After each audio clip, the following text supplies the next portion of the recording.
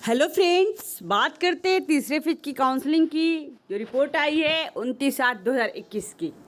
बचे हुए रेस्ट जितने भी नियोजन निकाय है सबने अपना मेधा सूची डाल दिया है, लेकिन कुछ ऐसे भी नियोजन निकाय है जिन्होंने अभी तक मेधा सूची अनुमोदन करके नहीं डाला है।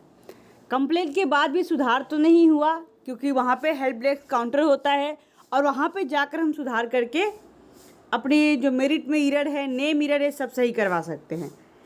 कहाँ कहाँ की बात है ये देख लेते हैं। 7 नई नगर पंचायतों में तीसरे चरण में भी नहीं हो सकेगी काउंसलिंग।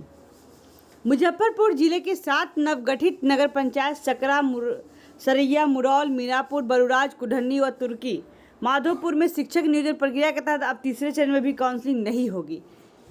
क्यों नहीं होगी उसके लिए देखते हैं। यहाँ सामान्य शिक्षक के 31 और उर्दू के 6 पद रिक्त है। अब तक यहाँ मेधा सूची तैयार ही नहीं हो सकी है, इस कारण प्रक्रिया लंबित है। शिक्षा विभाग की ओर से निदेशालय को भेजी गई रिपोर्ट में भी इसका जिक्र किया गया है। बताया जा रहा है कि नगर पंचायतों में अध्यक्ष का चुनाव होने के बाद ही चयन प्रक्रिया पूरी हो पाएगी। दूसरी ओर तीनों नगर पंचायत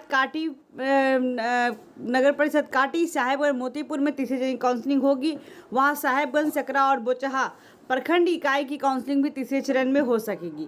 बोचहा प्रखंड के नियोजन इकाई की मेधा सूची अनुमोदन के बाद भी एनआईसी के पोर्टल पे अपलोड होगा। अभी तक मुजफ्फरपुर में बात करें तो लगभग नगर पंचायत जो है मोतीपुर, साहेबगंज और काटी, यहाँ की काउंसलिंग कैंसिल हो चुकी है। उसके साथ ही आपको मैं बता दूं कि ब्लॉक की काउंसलिंग हुई है। ये तीनों ब्लॉक भी है और नगर पंचायत भी है। गवर्नमेंट चाह रही है कि जितनी जल्दी हो सके उतनी जल्दी काउंसलिंग प्रक्रिया समाप्त करके नियुक्ति पत्र की ओर काम बढ़ाया जाए। ऐसे नियुक्ति पत्र की बात करते हैं तो काम शुरू हो चुकी है। सब जिले स्तर पे जिला कमेटी को गठित कर दिया गया है, टीम को, निगरानी टीम को, जिसमें बहुत सारे शिक्षक जो +2 लेवल के शिक्षक हैं उनको उसमें डाल करके सारे डॉक्यूमेंट्स वेरिफिकेशन की जा रही है। जिसमें भी थोड़ा सा भी संदेह पाया जा रहा है उसको पट्टा बोर्ड ऑफिस भेज करके उसकी जांच कराई जा रही है। 10th और 12th की तो बोर्ड ऑफिस में जांच हो जाएगी, प्लस डीएलएड की और ग्रेजुएशन की और बीएड की यूनिवर्सिटी से जांच होगी। सब अलग अलग बोर्ड से, अलग अलग कॉलेज से है, तो वहाँ भी सर्वेक्षण किया जा रहा है और वहाँ से मालूम किया जा रहा है कि ये चीज़ सही है कि नहीं सही है। अब डरने की ज़रूरत उन लोगों को नहीं है जिनका प्रमाण पत्र सही है। अब डरने की बारी उन लोगों को जिनका प्रमाण पत्र वाकई में गलत है। हर डिस्ट्रिक्ट ने अपने तरीके से अपने डिस्ट्रिक्ट का नाम ना खराब हो, इसके लिए बहुत ही अच्छे तरीके से निगरानी टीम जो है काम कर रही है। क्योंकि एजुकेशन डिपार्टमेंट की ओर से अगर कुछ फर्जी पाया जाता है, निगरानी टीम के बाद जो डीईओ होते हैं, डिस्ट्रिक्ट एजुकेशन ऑफिसर, उनके द्वारा फिर अनुमोदित किया जाएगा और सर्वेक्षण किया जाएगा। उसके बाद ही नियुक्ति पत्र दिया जाएगा। लेकिन हम लोग, जो भी लोग इसमें फर्जी अभ्यर्थी घुसे, उन्होंने क्या सोचा कि पंचायत में काउंसलिंग होगी तो नियोजन पत्र के साथ मुझे नियुक्ति पत्र मिल गया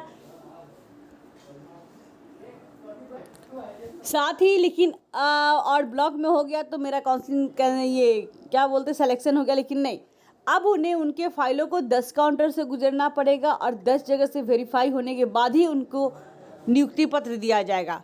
गवर्नमेंट पहले के रूल को छोड़ चुकी है, रूल नए रेगुलेशन बना रही है और उसको फॉलो कर रही है। क्योंकि बिहार की छवि बहुत ख़राब हो चुकी है टीचिंग सेक्टर को लेकर के, क्योंकि बहुत सारे ऐसे जगह है जहाँ पे सिर्फ और सिर्फ फर्जी अभ्यर्थी ही बहाल है।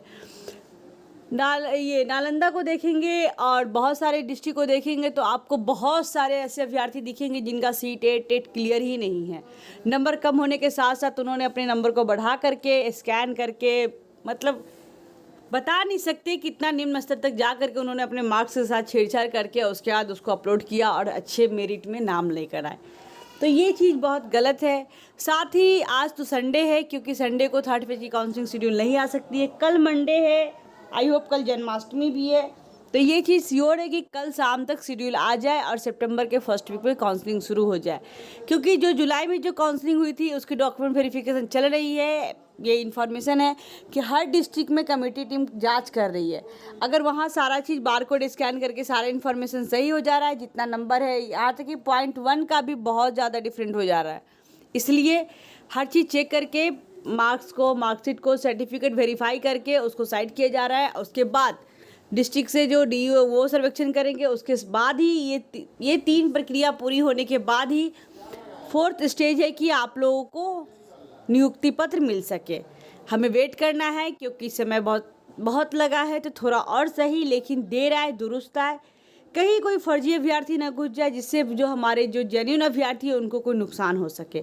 इसलिए हमें थोड़ा सा और वेट करना है।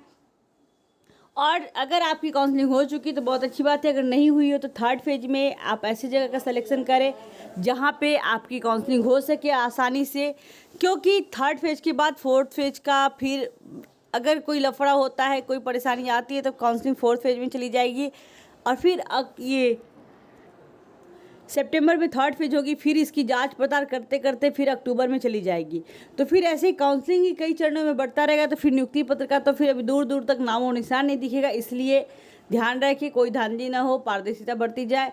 आप लोग अपना 100% एफर्ट दें कि आप जहाँ पे है वहाँ पे कोई धांधली ना हो, आपके साथ कुछ गलत ना हो।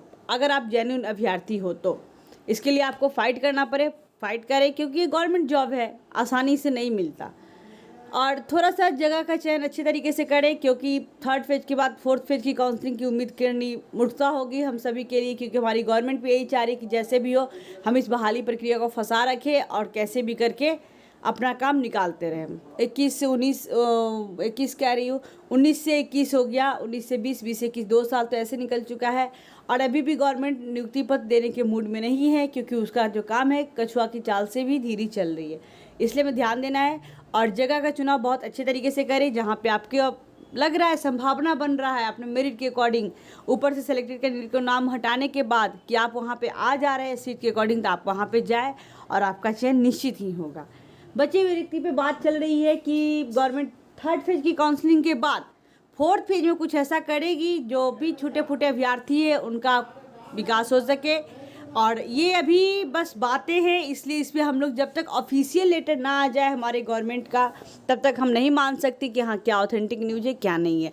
इसलिए हमें भी, आज तो संडे वर्किंग डे तो है नहीं गवर्नमेंट के अकॉर्डिंग, तो कल का वेट करते हैं। कल ऑफिशियल लेटर आ जाएगी, 3rd फेज की काउंसलिंग हो जाएगी। फिर अगर कहीं रेस्ट सीट बचा है, लेकिन उनमें भी एक बात और इंक्लूड कर दिया गया कि जो सीट जिस कैटेगरी के लोग का खाली है वो डाला जाएगा। ऐसे में तो जनरल अभ्यर्थियों का सीट कहीं खाली ही नहीं है, क्योंकि उस पर ऑलरेडी अलग कैटेगरी के अभ्यर्थी आकर के उनका सीट पूरा फुल हो चुका है। तो इसलिए फिर ऐसे में जनरल को नुकसान ही हो जाएगा। तो गवर्नमेंट कुछ ऐसा कदम उठाए कि उस ब्लॉक के जितने भी अभ्यर्थी हैं या फिर उनके एड्रेस अकॉर्डिंग जितने अभ्यर्थी छुटे हुए हैं उनको संशोधित करके एक जगह डिस्ट्रिक्ट वाइज कैंप लगा करके जो जहां जाना चाहते हैं उस तरीके से करके सारे अभ्यर्थियों को नियुक्ति पत्र मतलब काउंसलिंग करवा ले, उसके बाद उनको नियुक्ति पत्र दिया जाए। अब उनका मेरिट कम है तो ऑब्वियसली मनचाहा जगह नहीं मिलेगा, लेकिन कम से कम जॉब तो मिल जाएगा ना। अनएम्प्लॉयमेंट की कैटेगरी से वो बाहर तो निकल जाएंगे। देखते हैं कुछ ऐसे और अपडेट आते हैं तो मैं आपके लिए लेकर आती हूँ। तब तक इस चैनल पर बने रहिए, इसे लाइक करें, सब्सक्राइब करें, शेयर करना बिल्कुल ना भूलें। Thanks for watching this video. Thank you दोस्तों।